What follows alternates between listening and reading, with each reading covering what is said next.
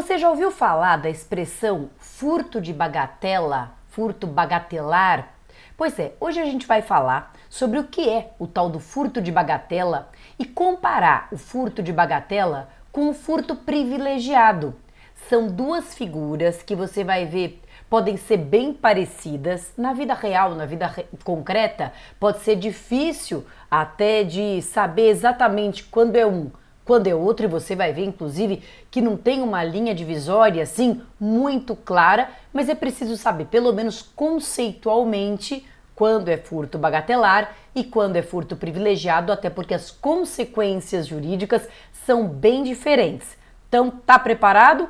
Pega aí caderno, papel, caneta, notebook, ou só vai ouvindo e armazenando a informação para você entender de uma vez por todas a diferença entre furto de bagatela e furto privilegiado. Pois bem, vamos lá para o nosso arquivo aqui de lousa, para o meu quadro comparativo.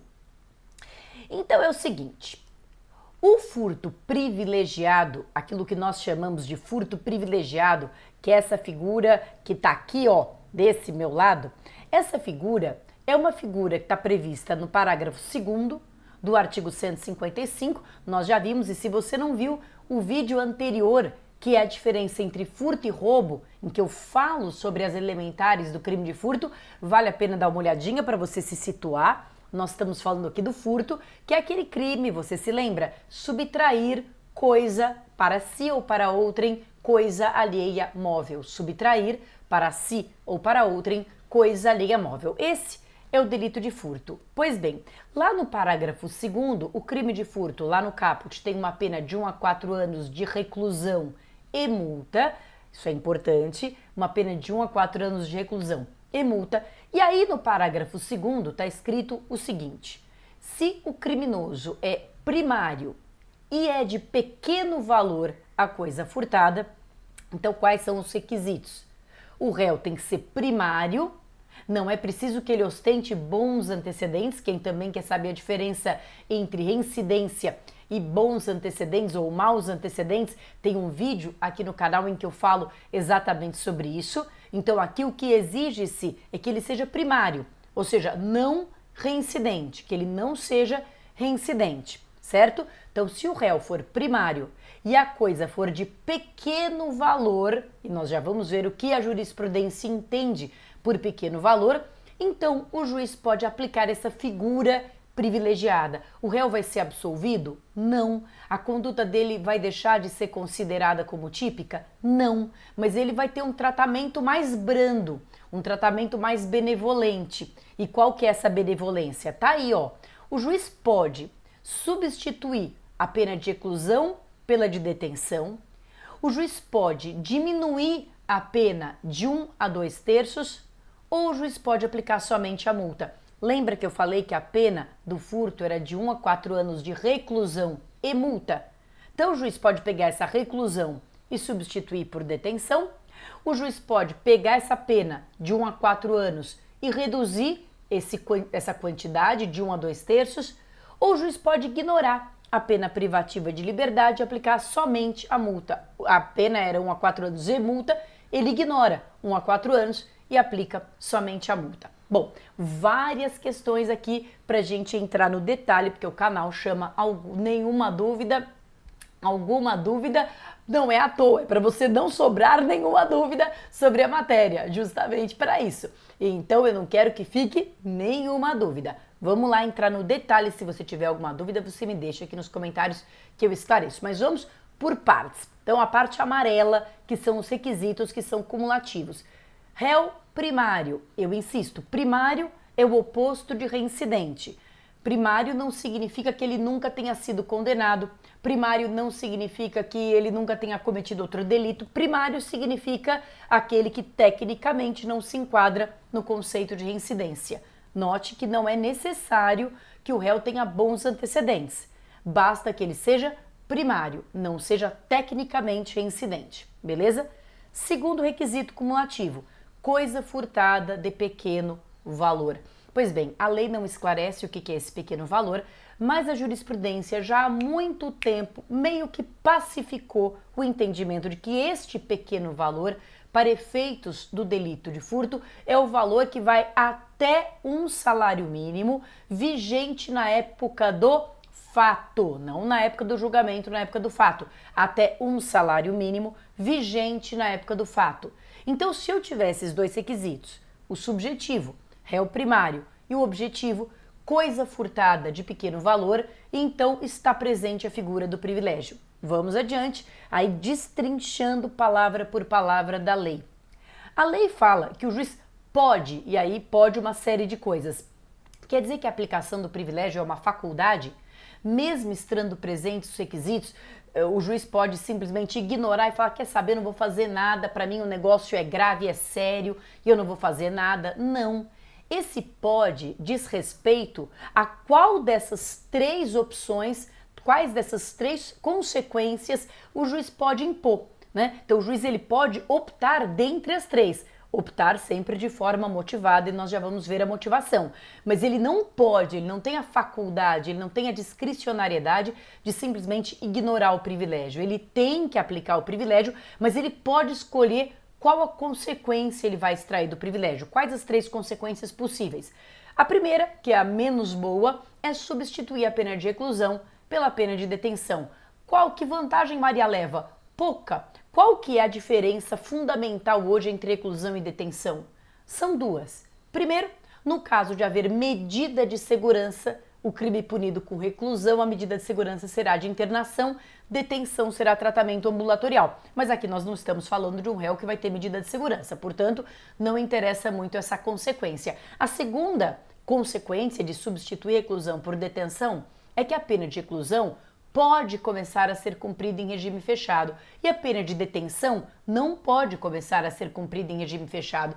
Mas na verdade verdadeira, aqui o juiz vai atribuir o regime compatível com a quantidade de pena. E veja que a pena vai ser uma pena baixa e, portanto, dificilmente nós chegaríamos aqui a um regime fechado. Então, ou seja, essa consequência de substituir reclusão por detenção é a menos boa. Concorda? Se eu pudesse optar, seria a minha última opção. O juiz também pode reduzir a pena de 1 a 2/3. Aí já ficou mais interessante. Imagina que eu pego a pena de um furto simples, sei lá, imagina que ficou uma pena de 1 ano, uma pena mínima, né? O juiz deu ali até a terceira fase da dosimetria, o juiz deu a pena mínima. Chega na terceira fase da dosimetria e ele aplica o redutor de 2/3. Eu posso ficar com uma pena de 4 meses. Né? Você sabe que as causas de diminuição de pena podem deixar a pena abaixo do mínimo. Então eu poderia ficar com uma pena de 4 meses, por exemplo. Aí já fica mais interessante. Ou, o melhor de tudo, o juiz pode aplicar somente a multa. Ele pode substituir nada, ele pode ignorar a pena privativa de liberdade e aplicar somente a multa. Como o aplicar somente a multa é, digamos, o melhor cenário, caso o juiz não opte por esse melhor cenário, ele tem que motivar de forma consistente, né? Ele tem que dar uma motivação idônea, baseada ali nas circunstâncias e nos elementos do caso concreto. Digamos que o réu seja primário, mas tenha maus antecedentes. Então o juiz vai dizer, olha, nesse caso, eu não vou aplicar somente a multa, porque apesar de ser primário, ele tem maus antecedentes, então acho que o mais adequado aqui é diminuir a pena de 1 a 2/3, né? E mesmo nesse quantum de diminuição, se ele não diminuir 2/3, ele tem que motivar. Na verdade, o princípio da motivação das decisões é um princípio que é geral, né? Tá lá no artigo 93 da Constituição Federal, o juiz sempre tem que motivar, mas sobretudo no âmbito penal, no que tange a aplicação da pena, quando existem alternativas e o juiz opta por não utilizar a alternativa que seria mais benéfica para o réu, aí o dever de motivação se intensifica. Então o juiz ele pode optar motivadamente por uma dessas três consequências. Isto é o furto privilegiado. Portanto, o réu vai ser condenado, né, vai ter todas as consequências de uma sentença condenatória, mas ele vai ter um tratamento mais brando, mais benevolente. Ok, o que é o furto de bagatela? O furto de bagatela, olha só, doutrina e jurisprudência, tá aqui embaixo. Ele não tem uma previsão na lei, Não tem na lei um artigo, um inciso, um parágrafo que fale do furto de bagatela. Na verdade, isso que nós chamamos de furto de bagatela significa o princípio da insignificância. Lembra do princípio da insignificância? O princípio da insignificância aplicado ao crime de furto.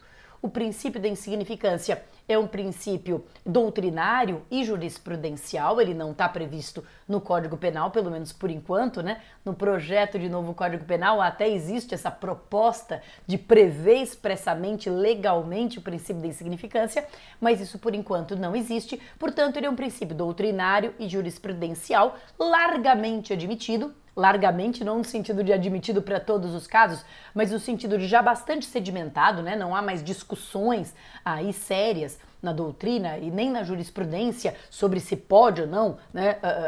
Se existe ou não esse princípio da insignificância, não existe essa discussão. O que existe sempre é muita discussão se naquele caso concreto é ou não o caso de se aplicar o princípio da insignificância. O princípio da insignificância, como eu disse, ele não tem previsão na lei, mas o Supremo Tribunal Federal, a partir de 2004, organizou os chamados e famosos 4 vetores de aplicação da insignificância. Então, para dar um pouco mais de objetividade, para dar um pouco mais de segurança jurídica, de previsibilidade para as decisões, de racionalidade, o Supremo, ele trabalha com 4 vetores. Os 4 vetores são os que estão aqui. Então, quer dizer, o juiz irá aplicar o princípio da insignificância quando ele constatar, no caso concreto, primeiro, mínima ofensividade, né? Ou seja, não apenas a ofensa foi pequena, mas o potencial ofensivo era pequeno. O potencial ofensivo era pequeno. Digamos que eu tenha tentado furtar R$1 milhão e não tenha conseguido. Tenha tentado furtar R$1 milhão e não tenha conseguido. Eu posso ser beneficiada pelo princípio da insignificância, porque afinal eu não provoquei lesão alguma, lesão zero? Não, porque embora a lesão não tenha acontecido, a ofensividade, o potencial, o que podia ter acontecido é bastante significativo. Então, primeiro vetor, mínima ofensividade da conduta. O segundo vetor, nenhuma periculosidade social da ação.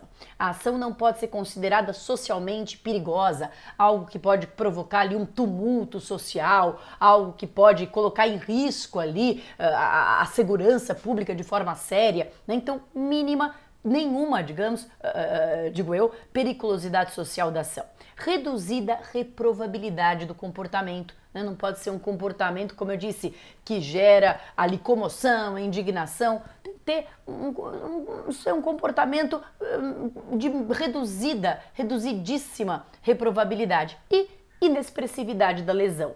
Ou seja, a lesão concreta tem que ser inexpressiva, tem que ser algo muito pequeno. E aqui, nesse inexpressividade da lesão, é que nós entramos aqui numa tremenda controvérsia. Porque veja, se esse furto disser respeito a um valor até um salário mínimo, isso independentemente do patrimônio pessoal da vítima, etc., até um salário mínimo, nós aplicamos a figura do privilegiado. Então, por um imperativo lógico, veja, a lei, até porque o princípio da insignificância não está na lei, não existe nenhum critério legal para aplicação da insignificância no furto. Para outros crimes tem, crime tributário tem, mas para o furto não tem. Não tem um critério quanto? É até R$100, R$10, R$12, não tem isso. Mas por um imperativo lógico, por uma, digamos assim, uma consequência lógica, a maioria da jurisprudência entende que esse valor tem que ser significativamente menor do que um salário mínimo. Por quê? Para que não haja sobreposição entre essas duas figuras. Porque se eu considerasse que qualquer coisinha menor do que um salário mínimo já é furto de bagatela, o furto privilegiado deixaria de existir, ele desapareceria. Então há muita controvérsia sobre qual é exatamente o valor que vai o furto de bagatela e o valor a partir do qual já não há mais furto de bagatela e sim furto privilegiado. Porque eu deixei de falar uma coisa, mas é muito importante. Você veja que a consequência do reconhecimento do furto de bagatela é a absolvição do réu. É o reconhecimento da tipicidade material da conduta. Então, furto privilegiado, réu condenado. Furto bagatelar, réu absolvido. Veja que importante. Então é preciso que a doutrina, a jurisprudência, deem algum parâmetro. Até quando eu posso alegar bagatela e a partir de quanto já não é mais bagatela, mas é furto privilegiado e aí até o limite de um salário mínimo. Pois bem, toda essa discussão e outra discussão que há também na distinção entre o furto de bagatela e o furto privilegiado é a questão do requisito subjetivo. Para o furto privilegiado, a lei é clara. Ela fala que o réu tem que ser primário. Tem que ser primário. Será que para o furto de bagatela também o réu tem que ser primário? Será que a reincidência impediria a aplicação do princípio da insignificância? Então, vamos contextualizar. O que eu estou te perguntando é: furto privilegiado é claro, tá tudo na lei detalhado. Furto de bagatela, primeiro, precisa ser primário também? A reincidência afastaria o furto de bagatela? 2. Qual é o valor para o reconhecimento do furto de bagatela? Tudo isso sempre foi muito controvertido, como eu falei, com acórdãos num sentido, no outro sentido. A jurisprudência realmente sempre brigou muito, tanto no nível dos tribunais de justiça, primeira instância, então nem se fala, Tribunal de Justiça, TRF, STJ, STF. Isso é bem controvertido, mas eu então, já que é tão controvertido, vou me basear na posição mais atualizada do Supremo. Concorda comigo, sim ou não? A Suprema Corte, quer dizer, vamos nos basear na posição dela. A primeira indagação: a reincidência afastaria o furto de bagatela? Afastaria o privilegiado, mas afastaria o furto de bagatela? Isso já foi muito debatido, como eu disse, mas a atual posição do Supremo é que a reincidência por si só, não afasta a aplicação do princípio da insignificância e, portanto, não afasta o furto de bagatela por si só. Veja, se o réu é reincidente em crimes patrimoniais, crimes da mesma espécie, ele vive de crimes patrimoniais, etc., aí, no caso concreto, o juiz pode considerar que nesta situação existe o quê? Existe periculosidade social e, portanto, ele não vai aplicar o princípio da insignificância. Então, não é que o juiz não possa usar aspectos subjetivos do réu para bloquear a aplicação do princípio da insignificância. Ele pode, mas ele não pode fazer isso de forma, digamos assim, mecânica. Ele não pode fazer isso de forma, papum. O réu é reincidente, portanto não cabe insignificância. Não, isso não. A reincidência por si só não afasta o princípio da insignificância, portanto não afasta o furto de bagatela, correto? A segunda pergunta: qual o valor para aplicar o princípio da insignificância? Bom, aqui é bem tumultuado mesmo. E começou a ganhar corpo, começou a ganhar espaço, um determinado entendimento que dizia o seguinte: você pode encontrar inclusive ele em provas aí, por aí afora, mas o entendimento de que se o furto privilegiado era até um salário mínimo, o furto de bagatela tinha que ser no máximo 10% do salário mínimo. Começou a criar corpo essa teoria dos 10% do salário mínimo, como se então 10% do salário mínimo fosse o valor aí fixado pela jurisprudência para a aplicação do princípio da insignificância no crime de furto. Então, um salário mínimo aí R$1.000, o princípio da insignificância só poderia ser aplicado para valores até R$100. Mas vamos ver o que o Supremo acha disso? Olha só. Eu trouxe aqui para todo mundo um acórdão recente do Supremo. Tá pequenininha a letra, mas se você quiser tirar um print da tela e depois procurar o acórdão é interessante. Um acórdão agora que foi publicado em março do ano passado, ou seja, um acórdão recente, um acórdão do Fachin, que diz o seguinte: olha, um agravo regimental, em agravo regimental, em habeas corpus, matéria criminal. Olha quantas vezes, muitas vezes, e aqui eu faço só um pequeno parênteses, gente.